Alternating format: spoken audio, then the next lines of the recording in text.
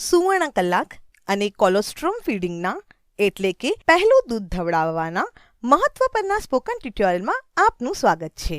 આ ટ્યુટોરિયલમાં આપણે આ વિશે શીખીશું: સુવર્ણ કલાક અને તેનું મહત્વ, નવજાત શિશુને કોલોસ્ટ્રોમ પીવડાવવાના ફાયદાઓ. ચાલો પહેલા સમજીએ કે સુવર્ણ કલાક શું છે. નવજાત શિશુના જન્મ પછીના પ્રથમ કલાકને સુવર્ણ અવસર કહેવામાં આવે છે. બાળકની વૃદ્ધિ અને વિકાસ માટે આ પ્રથમ કલાક ખૂબ જ મહત્વપૂર્ણ છે. તે માતાના સ્તનપાનના સમયગાળામાં પણ એક મહત્વપૂર્ણ પરિબળ છે. આ સમય માતા અને તેના બાળકના વચ્ચેના સંબંધને મજબૂત બનાવવામાં મદદ કરે છે. બંને વચ્ચે તુરંત જ ત્વચાથી ત્વચાનો સંપર્ક શરૂ થવો જોઈએ. ત્વચાથી ત્વચાનો સંપર્ક શું છે? શક્ય તેટલી વહેલી તકે ધવડાવવાનું શરૂ કરવાનો ત્વચાથી ત્વચા સંપર્ક એ શ્રેષ્ઠ માર્ગ છે. બાળક આગળ મંદ ગતિએ ખસવાનો પ્રયત્ન કરશે, તેના મોં વડે સ્તનને પકડવાનો પ્રયત્ન કરશે. તેને બ્રેસ્ટ ક્રોલ કહેવામાં આવે છે, જે બીજા ટ્યુટોરિયલમાં સમજાવવામાં આવ્યું છે. હવે ચાલો સ્તનપાનના વિવિધ તબક્કાઓ જોઈએ અને તેની રચના પણ. સ્તનનું દૂધ 3 મુખ્ય તબક્કાઓમાંથી પસાર થાય છે. આ તબક્કાઓ છે કોલોસ્ટ્રોમ, ટ્રાન્ઝિશન દૂધ અને પરિપક્વ દૂધ. દરેક તબક્કો બાળકની બદલાતી અને વધતી જતી જરૂરિયાતો માટે સૌથી યોગ્ય છે. આપણે પ્રથમ તબક્કા વિશે વિગતવાર શીખીશું, જે છે કોલોસ્ટ્રોમ. કોલોસ્ટ્રોમ એ સ્તન દૂધ છે, જે માતાનું પહેલું દૂધ છે. તે જાડું, ચીકણું અને કેન્દ્રિત દૂધ છે. તેનો રંગ મલાઈ જેવો સફેદ અથવા આછો પીળો અથવા ગહેરો પીળો હોઈ શકે છે. તે એટલું કિંમતી છે કે તેને પ્રવાહી સોના તરીકે પણ ઓળખવામાં આવે છે. કોલોસ્ટ્રોમમાં હાજર બીટા કેરોટીન તેના પીળા રંગ માટે જવાબદાર છે. સગર્ભાવસ્થાના 12મા થી 16મા અઠવાડિયા સુધી સ્તનોમાં દૂધનું ઉત્પાદન થવા માંડે છે. ડિલિવરી પછી તે સ્તનમાંથી બહાર આવવા લાગે છે. આ ખાસ દૂધ ડિલિવરીના પછીના 2 થી 4 દિવસ માટે જ આવે છે. તે પહેલા દિવસે લગભગ 40 થી 50 મિલીગ્રામ બહાર આવે છે, જે લગભગ 3 મોટી ચમચી દૂધ છે.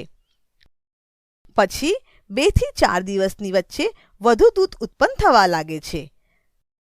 ત્રીજા દિવસે દૂધ 300 થી 400 મિલી સુધી વધે છે. આ લગભગ 20 થી 25 મોટી ચમચી દૂધ છે. ભલે કોલોસ્ટ્રોમ ઓછું બહાર આવે, તે ખૂબ જ શક્તિશાળી છે. તે પચવામાં સરળ છે, જે બાળકો માટે શ્રેષ્ઠ પ્રથમ ખોરાક છે. તેમાં વધુ પ્રોટીન અને ઓછા કાર્બોહાઈડ્રેટ્સ હોય છે. તેમાં સારી ચરબી પણ ભરપૂર હોય છે. આ સારી ચરબી નવજાત શિશુના વૃદ્ધિ અને વિકાસ માટે જરૂરી છે. તે બાળકના મગજના યોગ્ય વિકાસ માટે પણ જરૂરી છે અને આંખ માટે પણ. ચેપ સામે લડતા તત્વો પણ કોલોસ્ટ્રોમમાં પુષ્કળ પ્રમાણમાં હોય છે. ઉદાહરણ તરીકે એન્ટીબોડીઝ, લેક્ટોફેરિન્સ, લેક્ટએડરીન અને લ્યુકોસાઇટ્સ. વિકાસ અને રક્ષણાત્મક પરિબળો પણ છે. આ ઉપરાંત તેમાં વિટામિન A, E, B12 અને K વધુ માત્રામાં હોય છે. કોલોસ્ટ્રોમમાં મોટી સંખ્યામાં શ્વેત રક્તકણો પણ હાજર હોય છે. તે બાળકની રોગપ્રતિકારક શક્તિને મજબૂત બનાવે છે અને રોગ પેદા કરતા જંતુઓ સામે લડવામાં મદદ કરે છે. તેમાં એવા ઘટકો છે જે જીવાણુ સામે લડવામાં મદદ કરે છે. કોલોસ્ટ્રોમ નવજાત શિશુને અપાર લાભ આપે છે. ચાલો આપણે દરેક ફાયદાઓને એક પછી એક કરીને જોઈએ. કોલોસ્ટ્રોમ એ બાળક માટે કુદરતી પ્રથમ રસીકરણ છે. જન્મ પછી તરત જ નવજાત તેના પોતાના એન્ટીબોડીઝ ઉત્પન્ન કરવામાં અસમર્થ હોય છે. કોલોસ્ટ્રોમવાળું દૂધ પીવડાવવું મહત્વપૂર્ણ છે, કારણ કે તે ખાસ કરીને એન્ટીબોડીઝમાં સમૃદ્ધ છે. ઉદાહરણ તરીકે ઇમ્યુનોગ્લોબ્યુલિન A, M અને G. આમાંથી ઇમ્યુનોગ્લોબ્યુલિન A IgA તરીકે ઓળખાય છે તે સૌથી મહત્વપૂર્ણ છે. તે બાળકના અવયવોના વિસ્તારના ઉપર ફેલાય છે જે ભાગ ચેપ માટે સંવેદનશીલ હોય છે. ઉદાહરણ તરીકે ગળા, ફેફસા અને આંતરડાની અસ્તર પર. IgA જંતુઓ સાથે જોડાય છે અને તેમને તટસ્થ કરે છે. આ કીટાણુઓને બાળકના લોહીમાં પ્રવેશતા અટકાવે છે. કોલોસ્ટ્રોમ બાળકની રોગપ્રતિકારક શક્તિને નિયંત્રિત કરવામાં મદદ કરે છે. તે તેમના શરીરમાં ટી હેલ્પર સેલ્સ ના સ્તરને સંતુલિત કરે છે. ટી હેલ્પર સેલ્સમાં અસંતુલન એ એલર્જી અને સ્વયં પ્રતિરક્ષા રોગોમાં પરિણમી શકે છે. ઓટોઇમ્યુન રોગોમાં આપણી રોગપ્રતિકારક શક્તિ આપણા પોતાના શરીરના તંદુરસ્ત કોષો પર હુમલો કરે છે. આમાંથી 70% વધુ રોગપ્રતિકારક શક્તિ આંતરડામાં રહે છે. શિશુના આંતરડાના સ્વાસ્થ્યમાં કોલોસ્ટ્રોમ ખૂબ જ મોટી ભૂમિકા ભજવે છે. આ બાળકના પેટના પર્યાવરણમાં વિવિધતા લાવવામાં મદદ કરે છે. પછીના જીવનમાં એલર્જીની રોકથામમાં મદદ કરે છે અને અસ્થમામાં પણ. તે આંતરડામાં બળતરા થવાનું જોખમ ઘટાડે છે. તણાવ અને ચિંતાનું જોખમ પણ ઘટાડે છે. ચાલો સમજીએ કે કોલોસ્ટ્રોમ બાળકના આંતરડા માટે કેવી રીતે ફાયદાકારક છે. નવજાત બાળક લીકી ગટ સાથે જન્મે છે. આંતરડાના આંતરિક અસ્તરના કોષો વચ્ચે થોડી જગ્યા હોય છે. આ ખુલ્લી જગ્યા દ્વારા વાયરસ, બેક્ટેરિયા અને એલર્જન બાળકના શરીરમાં પ્રવેશી શકે છે. કોલોસ્ટ્રોમ આ જગ્યાને ભરે છે જેથી કરીને કોઈ હાનિકારક જીવાણુ ત્યાંથી પસાર ન થઈ શકે. આંતરડાના કોષોની અસ્તર બ્રશ જેવી સરહદ ધરાવે છે. આ માઇક્રોવિલી તરીકે ઓળખાય છે. કોલોસ્ટ્રોમ આ માઇક્રોવિલીના વિકાસ અને વિસ્તરણને ઉત્તેજિત કરે છે. તે પોષક તત્વોના શોષણને પ્રોત્સાહન આપવામાં મદદ કરે છે. કોલોસ્ટ્રોમમાં આંતરડાના કોષોમાંથી મ્યુસિન સ્રાવમાં વધારો કરે છે.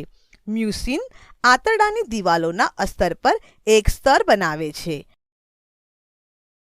આ કોઈ પણ ખરાબ બેક્ટેરિયાના પ્રવેશને અટકાવે છે. હ્યુમન મિલ્ક ઓલિગોસેકેરાઇડ્સ પણ હોય છે જે HMO તરીકે ઓળખવામાં આવે છે. તે પ્રીબાયોટિક્સ તરીકે કાર્ય કરે છે. આનો અર્થ એ છે કે તેઓ બાળકના આંતરડામાં સારા બેક્ટેરિયાના વિકાસને પ્રોત્સાહન આપે છે. તેઓ પેથોજેન્સને આંતરડાના કોષો સાથે જોડતા અટકાવે છે. તે બાળકના મગજના વિકાસ માટે પણ ફાયદાકારક છે. શિશુને કોલોસ્ટ્રોમ પીવડાવવાથી તેનું પેટ પાચન માટે તૈયાર છે. તે બાળકને મેકોનિયમ પસાર કરવામાં મદદ કરવા રેચક તરીકે કામ કરે છે. મેકોનિયમ એ શિશુનું પ્રથમ ગહેરું કાળું અથવા ગહેરા લીલા રંગનું મળ છે. જ્યારે તે માતાના ગર્ભાશયમાં હોય છે ત્યારે તે તેના આંતરડામાં બને છે. મેકોનિયમ વહેલા પસાર કરવાથી કમળાને રોકવામાં મદદ મળે છે. મેકોનિયમમાં બિલિરુબિન હોય છે. કોલોસ્ટ્રોમના રેચક ગુણધર્મો તેના બિલિરુબિનને બહાર કાઢવામાં મદદ કરે છે. જો કોલોસ્ટ્રોમ શિશુને સંપૂર્ણ રીતે પીવડાવવામાં આવતું નથી તો તેના મળમાંથી બિલિરુબિન આંતરડામાં ફરીથી શોષાય છે. તે પછી તેના શરીરમાં જમા થાય છે અને તેના કારણે કમળો થાય છે. કોલોસ્ટ્રોમની બીજી ખાસ વાત એ છે કે તે તેના વૃદ્ધિના પરિબળો માટે મોટી સંખ્યામાં હોય છે, જેમ કે ઇન્સ્યુલિન લાઇક ગ્રોથ ફેક્ટર 1 અને ઇન્સ્યુલિન લાઇક ગ્રોથ ફેક્ટર 2. તેઓ પેશીઓના વિકાસ માટે જરૂરી છે, સમારકામ અને વૃદ્ધિ માટે જરૂરી છે. અન્ય વૃદ્ધિ પરિબળ જે કોલોસ્ટ્રોમ વધારે છે તે છે VEGF. તેને વેસ્ક્યુલર એન્ડોથેલિયલ ગ્રોથ ફેક્ટર કહેવામાં આવે છે.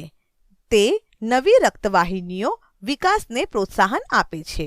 કોલોસ્ટ્રોમ એ એપિડર્મલ ગ્રોથ ફેક્ટરનો મુખ્ય સ્ત્રોત પણ છે. બાળકના આંતરડાના સામાન્ય વિકાસ માટે આ ખૂબ જ મહત્વપૂર્ણ છે. ઈજા પછી આંતરડાના અસ્તરને સુધારવા માટે પણ તે જરૂરી છે. આમ તે નવજાત શિશુમાં આંતરડાના રોગ સામે રક્ષણ આપે છે. ઉદાહરણ તરીકે નેક્રોટાઇઝિંગ એન્ટેરોકોલાઇટિસ, જેને NEC તરીકે પણ ઓળખવામાં આવે છે.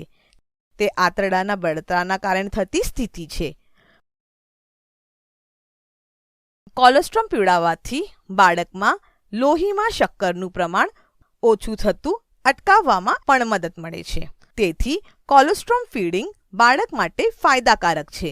કોલોસ્ટ્રમ ફીડિંગ સંબંધિત કેટલીક માન્યતાઓ છે. પ્રથમ દંતકથા એ છે કે કોલોસ્ટ્રમ વાસી હોવાને કારણે તેને છોડી દેવું જોઈએ.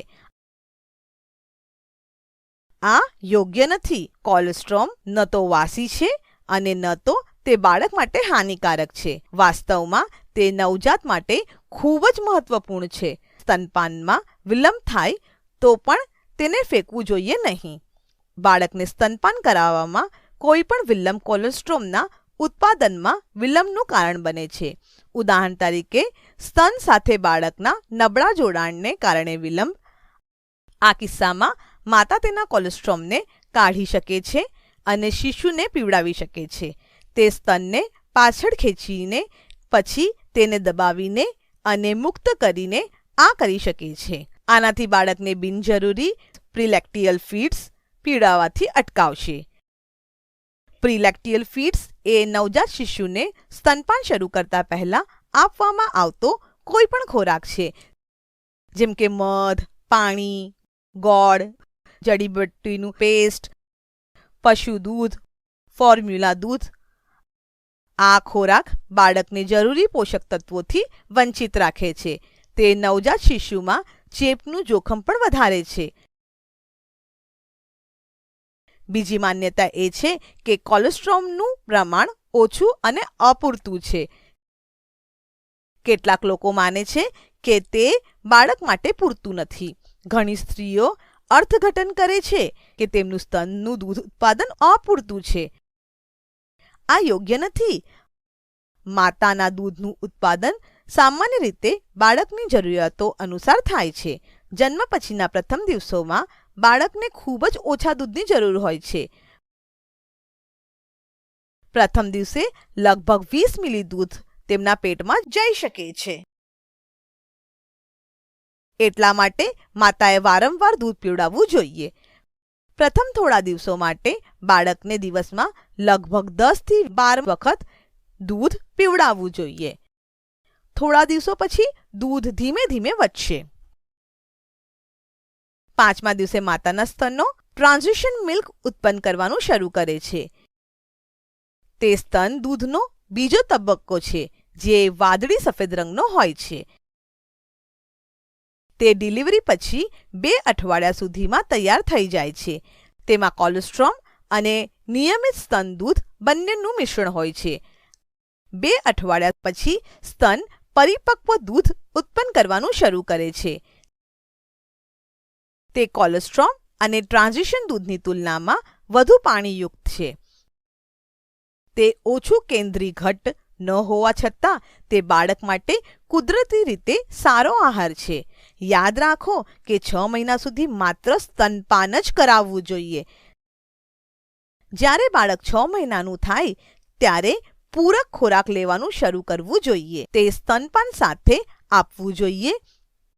2 વર્ષ કે તેથી વધુ સમય સુધી સ્તનપાન ચાલુ રાખવું જોઈએ.